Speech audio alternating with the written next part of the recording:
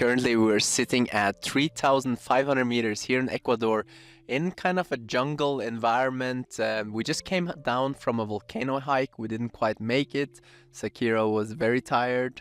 Yeah, so for those of you joining through video, you can see that she's in the car seat next to us, really tired to sleep, and she was crying a bit on the way down because it was raining, it was wet, she was tired, and I forgot the baby harness. So we were improvising something. But for those who are listening on podcast only today, we'll try our best to describe the nature around here once we get started. And I think with that, let's jump into the episode. Hey guys, my name is Sylvia, this is Zakira, and together with my husband Georg, we're launching a new parental podcast. We've been together for over a decade, and a lot of the time we've been traveling. And in 2019, we started our first company, which also has involved a lot of remote working. As family, business partners, and traveling parents, there is a lot to life which needs balancing. In this podcast, we share month-by-month updates from my daughter's upbringing, from birth and further into her life on the road. Welcome to our new podcast, The Nomadic Parents.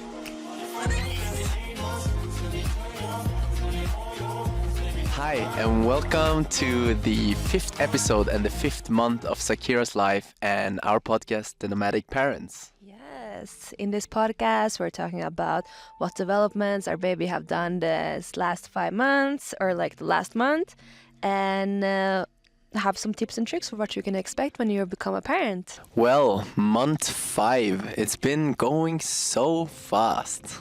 She's grown so much. None of her clothes are like really fitting anymore, and it feels really weird because she's starting to do human things. We are currently sitting at 3,500 meters outside. Yeah, we're sitting right in a cloud, actually. I don't think it's fog. I think it's clouds. Well, in this podcast, we have some very defined topics that we always touch down on in every month.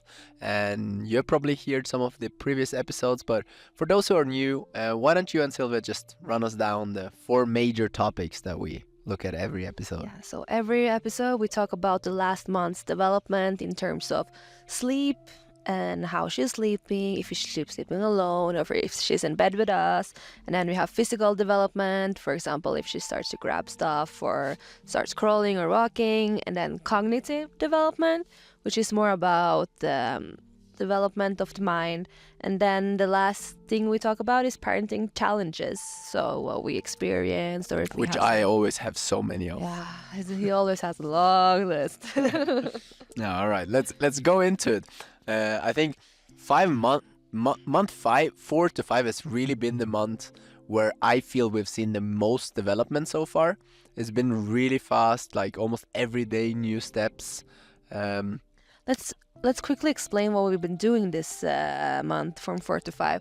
So we normally, the last years, we have been living in Norway or had it as our base, and we packed up all our life and flew down to Ecuador. Yeah, that's right. We landed in Quito. We spent around 10 days in the capital of Ecuador, which is a really cool city. It's like almost 3,000 meters over the ground. And we had an amazing time there. And then we managed to get hold of a car finally, which was our plan. We bought a 4-wheel drive Rodeo, which is also our great tripod here today. And then, then we went for the coast. Yeah, and just like a super quick tip, when you do fly to Quito, because it's the second highest capital of the world, like altitude-wise, next to La Paz, and you really need to be careful of altitude sickness because babies also feel it and they're not able to tell us. So the first days you should really stay put and watch if your baby will get sick. And luckily she did not get sick. Just observe a bit. From Quito we went straight to the coast, and we have been renting a beautiful house for a long time. We haven't really decided. For now it's gonna be like 1.5, 2 months maybe. Yeah, we'll see. So we'll be staying around Ayampe this time. Yes. So let's jump into sleep development. She has started to sleep alone quite a bit. I'm really excited about that. And she normally falls asleep at around 10, 11 when we go to sleep. She doesn't really go to bed without me going to bed, I feel like. I think that's something we need to talk about, because a lot of parents, which we have talked to and also what we read a lot about, is that they should go to sleep quite early and like this kind of things. 7. But there is just no chance that you're gonna put that girl to bed at 7. Like I really hope that we can develop that around a year's time. But she is just such a night animal. Like She has the most energy between 5 and 10. Then she doesn't even take a nap. It's like 5 hours of wake time. yeah, and impossible. And then she has like this kind of hyperactive period around like 9:30, 10 when we already gone to bed. We normally go to bed around 9, just like relax, talk, and just be there with her together.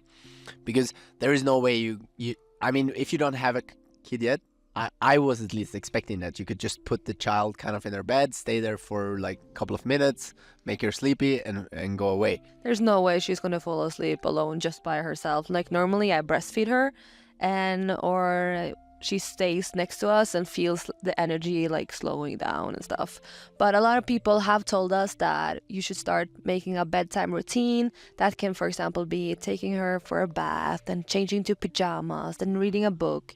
So I guess from now on, maybe during the next months, we're going to try that. But we have kind of established a routine because I think we're quite natural routine human where we just like start to, both of us go to the bedroom, you know, we are there and we're slowing together in the bed Dim the together. light, maybe have some music, mostly not.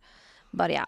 And But yeah, then she's super hyperactive in the bed for a while. Yeah. But then she when you breastfeed, like suddenly it just kind of says click and then she will fall asleep. Because it's the only time I breastfeed her while we're both laying down. I guess she thinks like, okay, now we're going to sleep nice. Mama's going to stay here. Daddy's going to stay here. Yeah, it's kind of that feeling, and I think I am really happy that we have established such a like natural way and not so forced way, kind of like just It really fits our lifestyle. I think we have been more aware of just letting like she has to adapt to the lifestyle of us and find her routine in that more than we have to change our whole life But upside we've down. been really lucky. Like there's no denying that most babies, they go to bed at 7, wake up at 5 in the morning or something in that range. Lately, she's been falling asleep when we breastfeed around 10, 11, 9, around that time when we go to bed. And then I'm able to move her into her own bed, which is in the same bedroom. And there she normally sleeps, or this month she's been sleeping till 4 or 5 in the morning. So which I'm so happy about. Having those 6 hours of consistent, really good sleep has been making such a big difference. And I just want to add there, because before month 5, before we came here to Ayampe, to the coast of Ecuador, she has been sleeping well, like from 10, being in bed and kind of sleeping all the time from 10 till 9 in the morning. She's also a long sleeper, which is very nice. But it's been like consistently like every 2 hours breastfeeding. Yeah. So there hasn't been really like consistent sleep for you for many months. But now suddenly in month 5 it really said click, and we don't even have a baby bed yet. That's something like we're trying to figure out, and hopefully the next month we can say that we've figured one out. But we just actually built like, we just put some pillows and some bed sheets on the floor to make like a nice little safe baby corner. And then you become really talented at like sneaking out. I still struggle a lot of her when she falls asleep to move her without waking her up. I'm getting the hold of it, but you're really, really good at it. Maybe you should share a bit like how it is to move a sleeping baby, because I think for someone who doesn't hasn't had a baby, that's... Okay, let me give you the tips and tricks. So normally for us, she falls asleep while we're both laying next to each other, kind of like spoons but towards each other. And then the trick is first to like get the boob out, which is like you need to be like quite a quick, like put a finger in and then click it out, and then don't move. Just like check that she falls asleep properly. Sorry to interrupt you there. I think you should continue the topic a bit later. It's just like a dog coming down here and a local rider. Hola, ¿qué tal? Qué preciosa la caballo. Hasta luego. So that was Stella, Peppa, and the tour guide passing us here in the video. So yeah, you were just on the topic of moving her while she's fall asleep, and you want to give some tips there. So you need to get the boob out and then just stay still. What do you mean boob out? Like, cause she normally falls asleep when I'm breastfeeding. Okay. So let's say that's the scenario now. And we're laying towards each other, and she's fallen asleep. I take the boob out, and then just look at her. Don't move. And then she's going to do like, and then fall asleep again. And then everything needs to be slow. I thought in the beginning, like, just be quick. Like, but no, you need to be really slow. And the slower, the better. Just take your time, and they will always work. Because literally, like, every touch or every movement or anything that gives her like a little shake or a sound that can make her wake up. Yeah, so just very slow, and then she probably thinks it's part of her dream.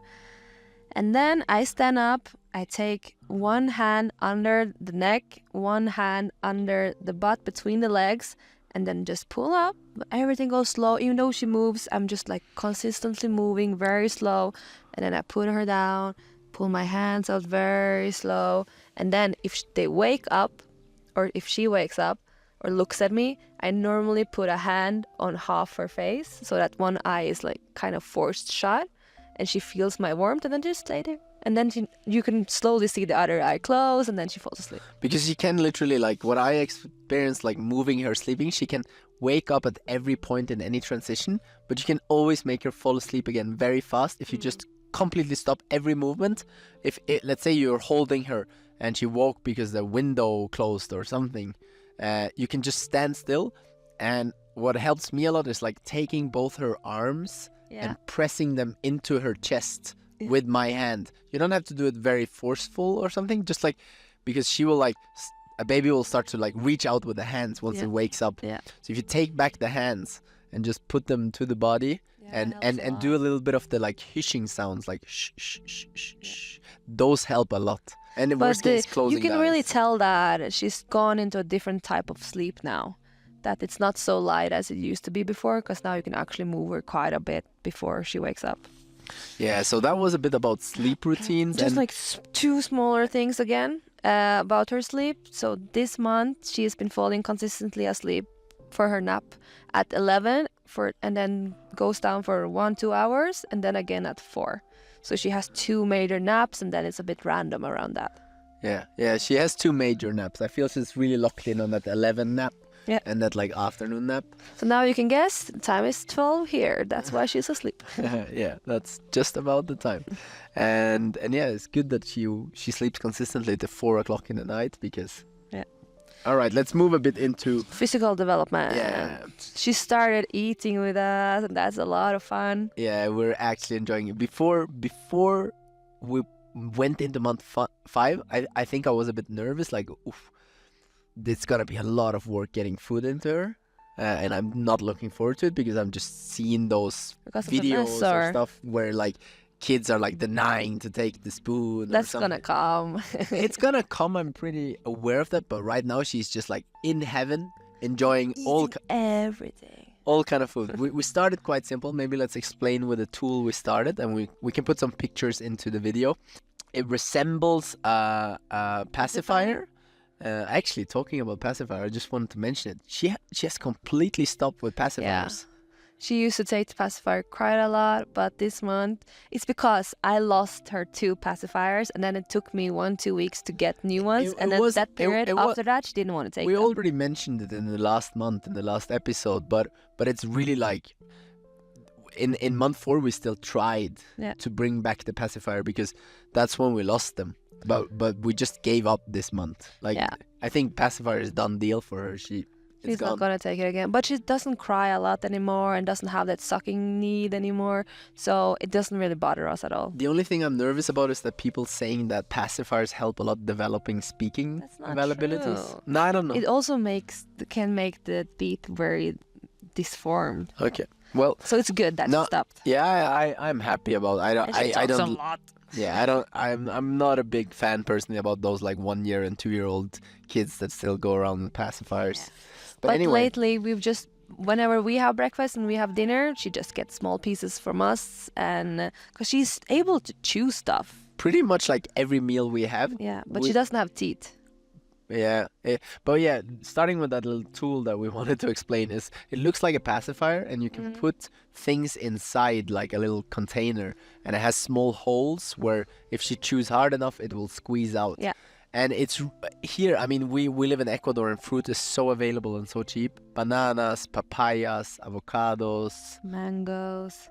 Her definite favorite though is papaya, and she's been doing this thing where she finishes the thing and she understands that now it's empty, and then just starts screaming, but it's not crying, it's more like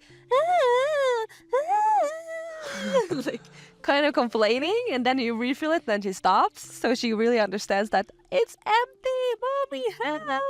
And this is a way we are becoming a lot of focus time doing our stuff, because I know a lot of parents in specifically this period of life, like before they can walk, but they start to want to do things all the time.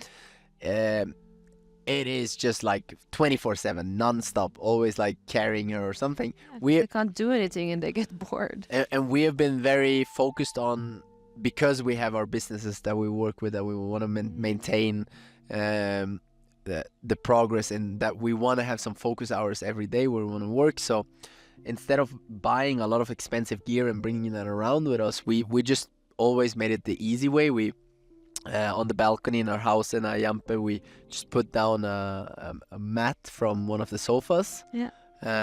Pillow, or it could be anything, a yoga mat, a blanket, anything. Something that is nice for her to lay on where she can't hurt herself. And then we attached the rubber bands But from it can be training any rope, it doesn't really matter. down from the roof, from the ceiling, and then we always use a cloth hanger. When you hang down a rope from a ceiling, and then you put a cloth hanger in that rope, and then on the cloth hanger with another rope you can attach a lot of toys and stuff, and you can vary a lot.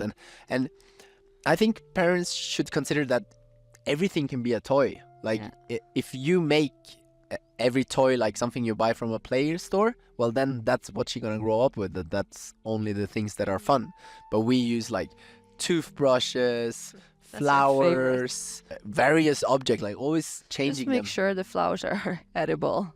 Just like changing the objects. So we have like 3 smaller ropes on the cloth hanger, and then she loves laying there every day. She's excited. But her favorite is the rattle and the food thingy. And the toothbrush. She loves toothbrush. But if you don't have anywhere to hang stuff up, you can also just hang it on the baby gym.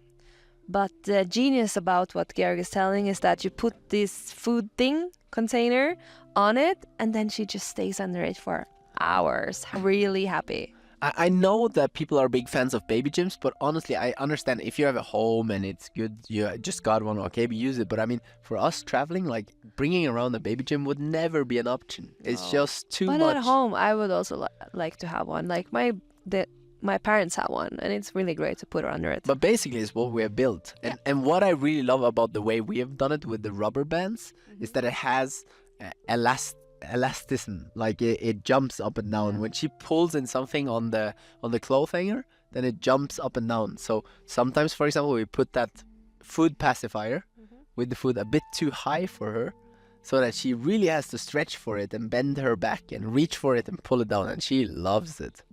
Yeah, she loves it.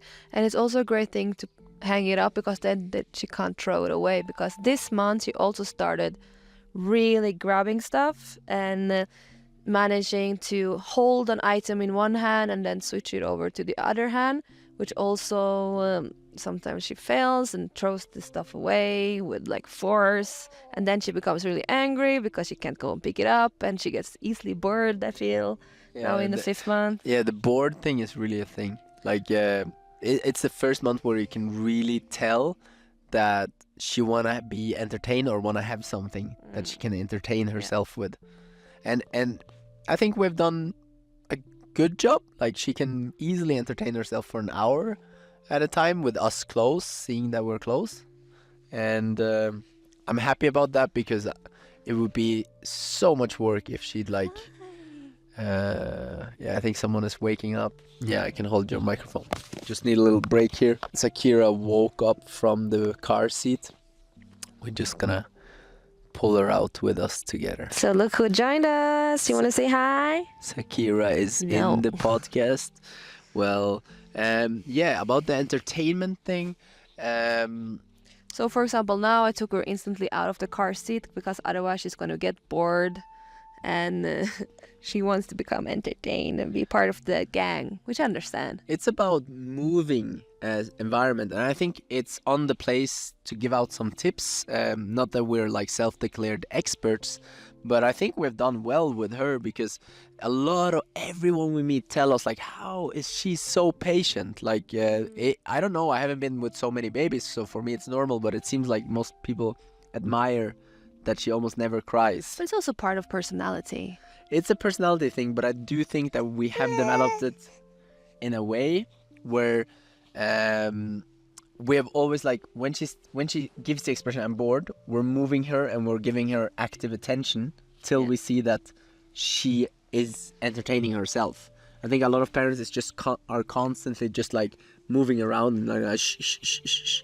But it's about giving the baby something to do, you know. So you have to really challenge yourself creatively, because every baby is different, and we have been looking and searching quite a bit for what entertains her. And right now, Silva's picking up a little plant here because she is a self-declared biologist. She loves studying plants and chewing on them and picking on them. Yeah, so we need to do some research. We had to do some research on which plants are poisonous and not. But we also have her a lot in the baby carrier, which helps. Then she just like joins us, for example, if you're making a salad or stuff. Just be creative and let them join your life. They don't need expensive toys. They just want to be with you, have some of your attention, and feel a part of the gang. The baby carrier has really, from literally day one when we came home, been the most used tool. Yeah, we use it all the time, and I would recommend all parents to use it, because as sooner your kid gets used to it, the easier it is to calm them down with body contact, but you still have your hands free to do something. Yeah.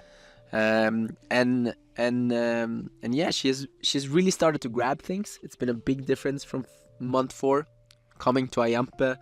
She every day I feel she develops the way she can like swap things from one hand to another. So also this month we've had to be really careful of having small stuff around, because she shoves everything in her mouth and wants to taste everything she gets a hold of.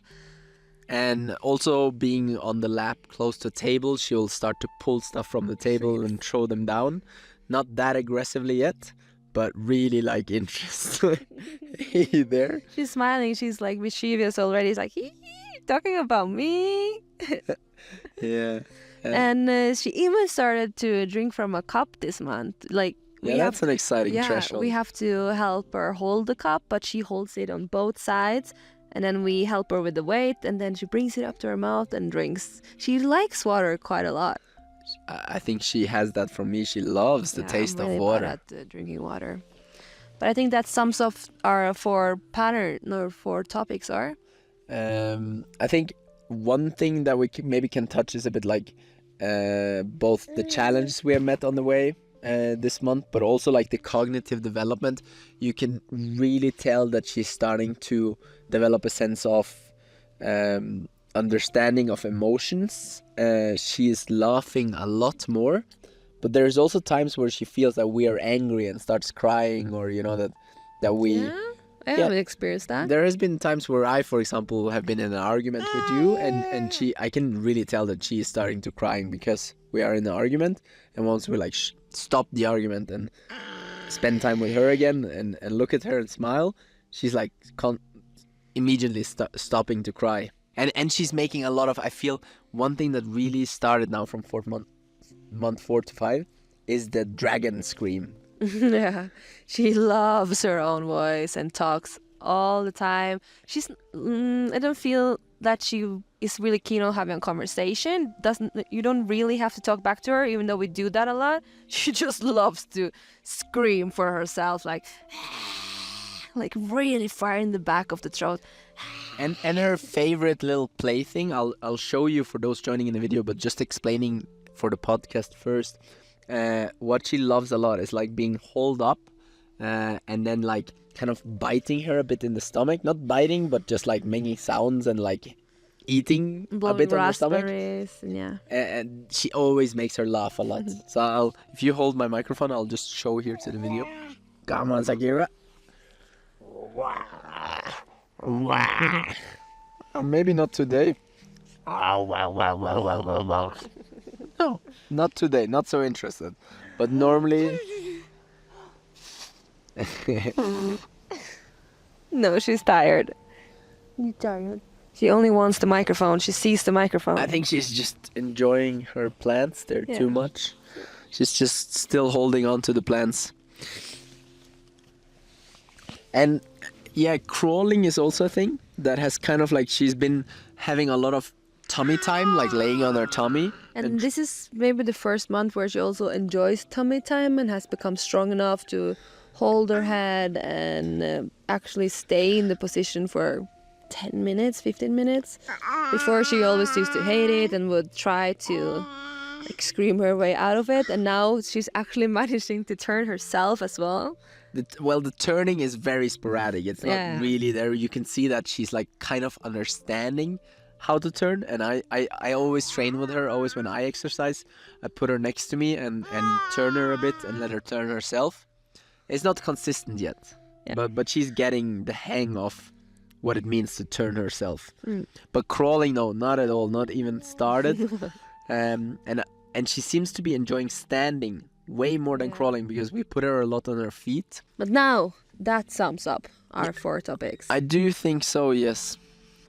And we had some other smaller topics which we briefly wanted to discuss before ending this podcast. And one of them is that we've been really lucky now that we're in Ayampe finding a really nice community of other parents and other babies. It was actually just random. We went to a restaurant on the beach and someone just asked, how old is the baby? Oh, she's this and this old. And then they were like, join our play date on Tuesdays, every Tuesday. And there we met so many people. Yeah, we've been lucky there. I didn't do any research in this kind of context on Ayampe. I just hear that it was a quite spiritual place with good energy, with good people. Good surf. But yeah, definitely good surf. But it ended up being like almost like, at least what we have seen, the most like remote parent community we've ever been in. There's so many people here in Ecuador on the coast in that little village with kids, both newborns and a bit older ones, and they meet up pretty much every day on the beach to play, go out to eat together. It's a great community. I've never been in such a social community, and I think we never ever would have. Like, people say the opposite, you know.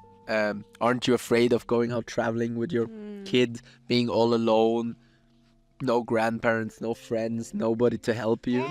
But I feel it's been completely opposite. We've been like 10 times more social here. Yeah. Than we would been at home. I was just telling a friend that it's crazy how the community here protects each other and how they watch each other's babies. And the person I told from was from Norway, and she was like, it's so crazy. It's so different here in Norway, whereas here we talk about how life changes and like your social life dies, but here it just wakens. Yeah, because I feel in Norway you really have to arrange, you know, a babysitter, or arrange, hey, next week, this day, can we meet up or something, because everyone is always doing so much and so busy. But here, every day at 4 or 5 o'clock, they're on the beach. Yeah, you just go out and you'll meet the other families with the babies and just hang out. So yes, but I think it's important to highlight that if you have a baby or just got a baby or you have a toddler, it's important to try to find this community. We were just really lucky on bumping into it, not actively searching for it. But I think if I hadn't have found it, our life would have been very different. So I would definitely recommend people to go out and search for it. And something else that I wanted to add in the very end, because I feel like Zakira is getting a bit tired here. She's hungry. Yeah. Month 4 to 5, and this month particular, she has really found it interesting to be with animals and other people. She's really like recognizing other people and animals. And I know a lot of parents are probably way more careful than us and don't let other people hold or don't let dogs come close, but we really put her on the front spot of everything, you know, like if there is someone on the street, an Ecuadorian local woman seeming interested in her, we're like straight over there and here, hold her, have your fun.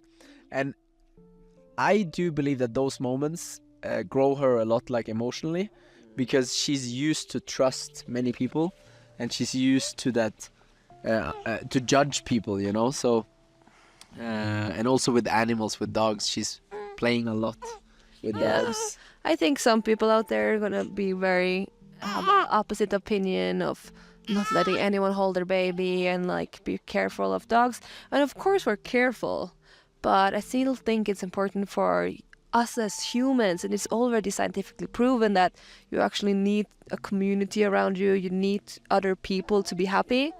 So I'm very happy to give Zakira this opportunity of meeting a lot of people, becoming confident in who she is, and exploring her horizons. Yeah, and just having, for example, Giuliano, our friend, living with us for all these months here now, he has been like a third parent for her almost. Like many times when we have been at the beach, he has been watching her for an hour, and that's been great. So I feel But having said that, she doesn't really accept it. She cries a lot. Yeah, so yeah, don't be afraid that if you can't do it, no, we can't also, like, we're also not able to do it. Yeah, it's not like it's always just a pleasure ride, but that's not what I'm trying to say. But I'm trying to say I think it's healthy to accept the help and also ask for help from other people. Yeah, it's not like that I'm like giving her to a stranger woman and then disappearing for an hour. But the more times she spends with other people than us, the more confident she will be on her own as well. Yes. And with that, I think we're ending this podcast because Zakira, as you can hear, is awake and hungry. And yeah, let's see if her patience span is a bit bigger for month 6. 6, yeah. It's growing every day, so maybe she can be a whole... For now, we're kind of need to time these episodes when she's fallen asleep so that we can manage them through. But maybe in next month or in 2 months, she can actually join a whole episode. Okay, guys. See you around then. Thanks for watching, and yeah, share this podcast and help us spread the word. And please leave comments on YouTube if you have questions, and we'll answer them there. So bye. Bye, guys.